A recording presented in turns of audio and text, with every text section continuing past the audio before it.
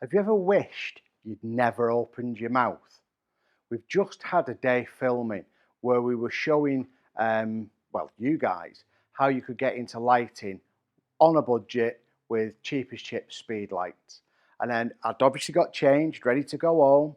Chris had just said, "Oh, should we go to the pub?" And I said, "Oh no, I think there's a bottle of Heineken in the fridge." He said, "Oh, I'll have a quick drink before we go."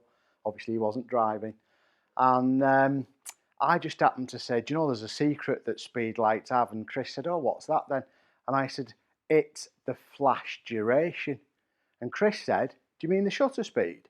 And I said, "No, the flash duration." And he said, "What do you mean?" And I said, "Well, when a flash ignites, what happens is basically the flash goes off, it builds up, it builds up, it builds up, it hits its peak, and then it sort of cools down and tapers away. And that peak, how quick it gets to its full output, is really important.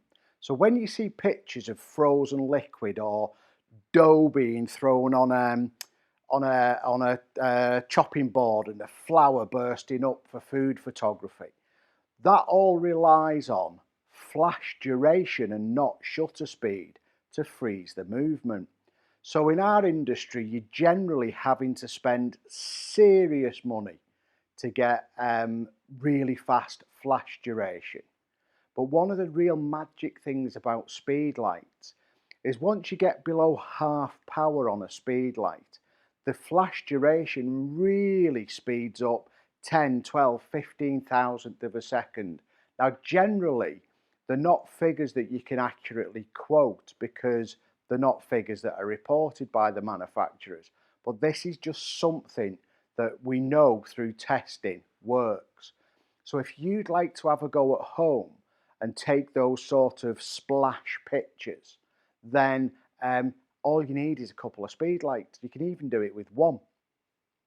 And where I should be on my way home now, play with the kids, all that sort of thing, Chris said, "Let's take some pictures."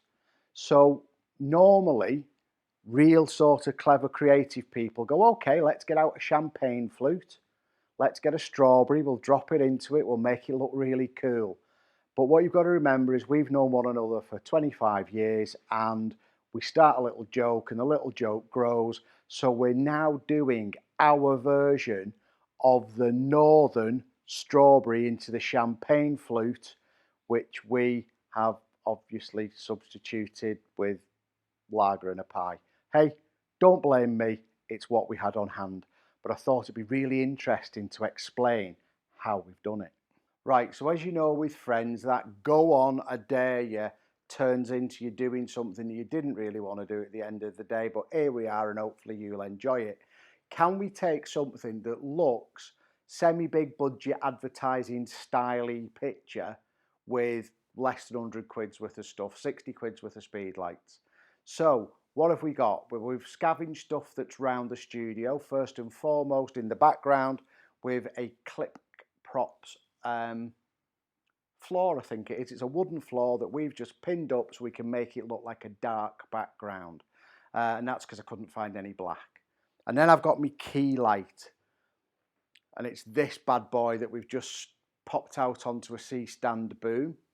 And as you can see, all it is a burr-faced flash that we've angled down to hit this.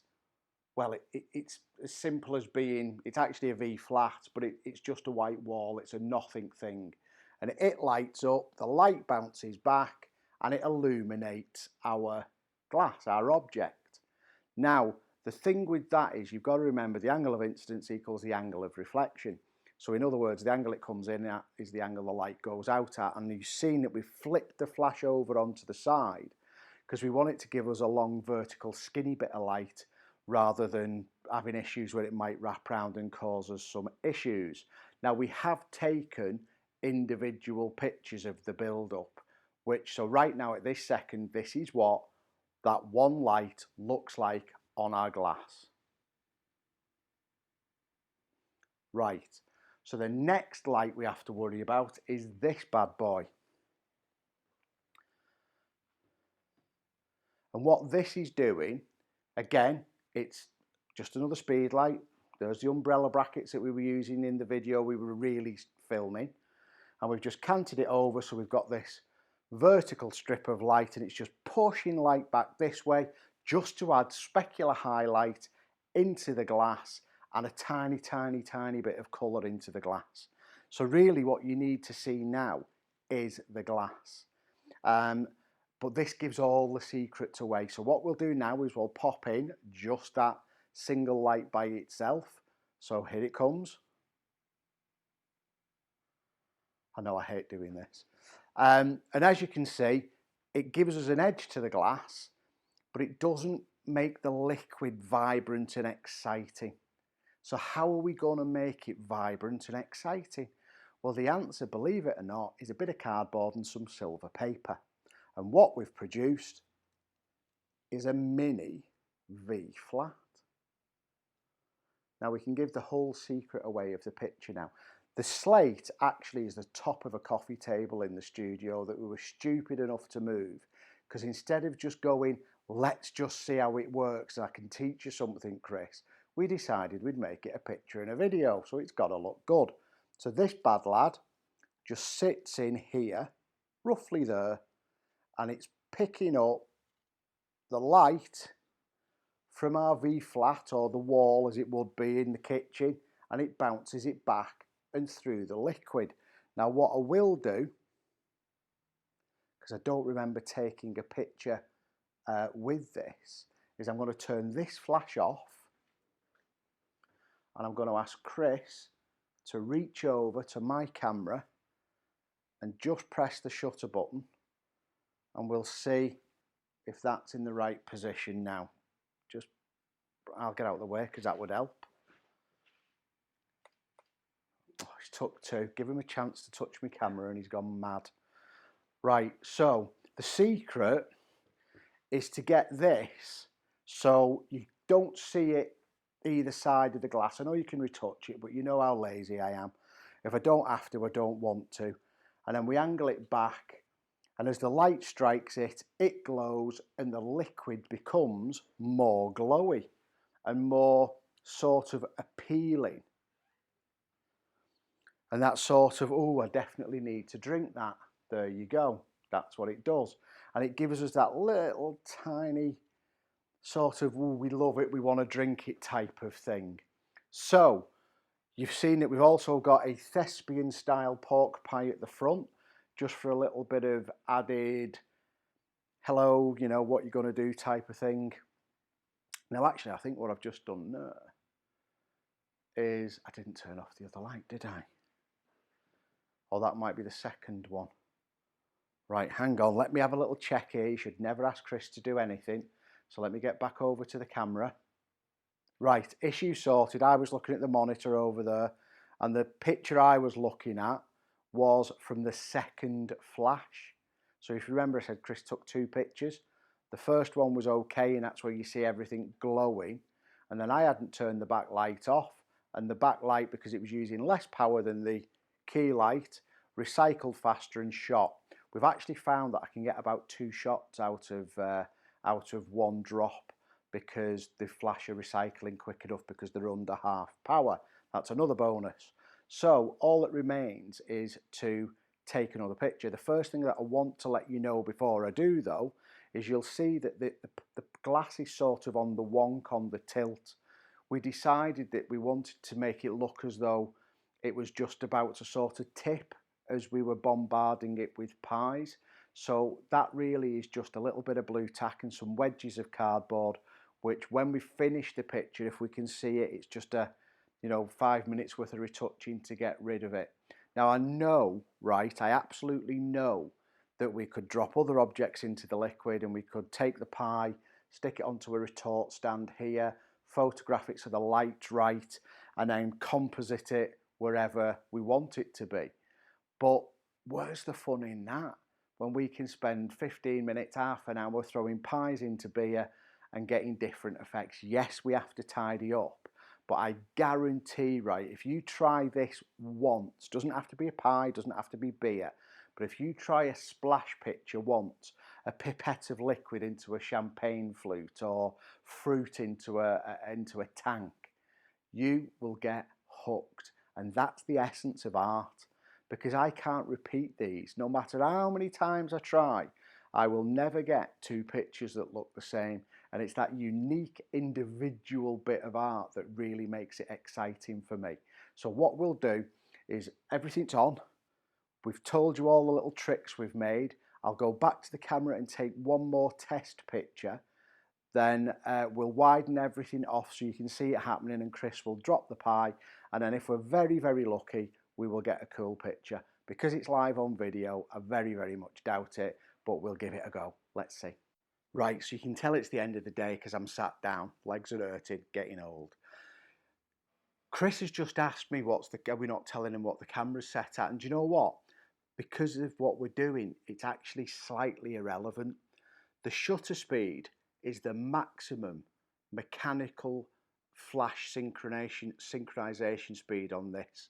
And on the X-T3, that's not an X-T3, we're filming on an X-T3, that's an X Pro3. You can tell it's the end of the day, can't you? Or maybe I've just had some of the lager, I don't know. Well, actually, anybody that knows me knows that I haven't, because I don't like lager. Bottom line is it's 250th of a second, and I'm shooting it at an aperture of f8. Now, bizarrely, I am shooting this on my 80mm macro lens. And although I've had this X Pro3 for over a year now, I thought because I love the GFX-R so much that I'd have its little brother. Never used this lens before. It's exciting, isn't it?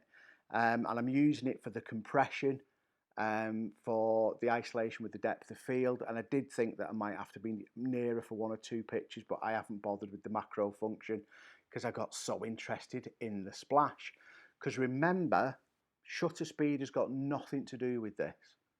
As long as I can capture the burst of flash in the length that the shutter's open, and there isn't so much ambient light around that it's going to spoil the exposure, doesn't matter. It's the flash duration that's creating this picture. So, like I said, I'm going to take one test picture just to make sure I've put that little bit of mini V flat back in the right place. Also helps if you turn your triggers and stuff on, doesn't it? So let's just do that again. So 1, 2, 3. Chris will give me a nod if we can't see it either side once it pops up on the monitor.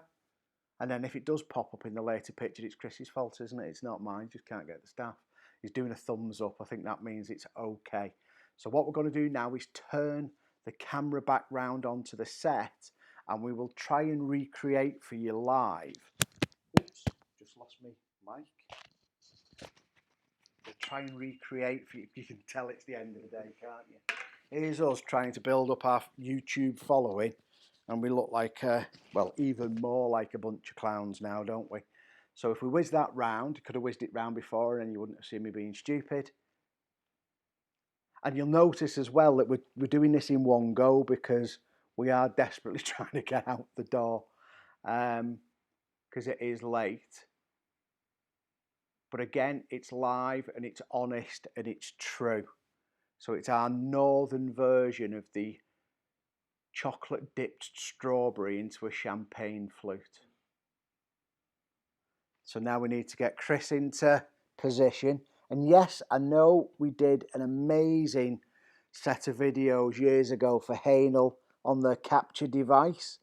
So we know we could trigger this with sound or with light or with laser.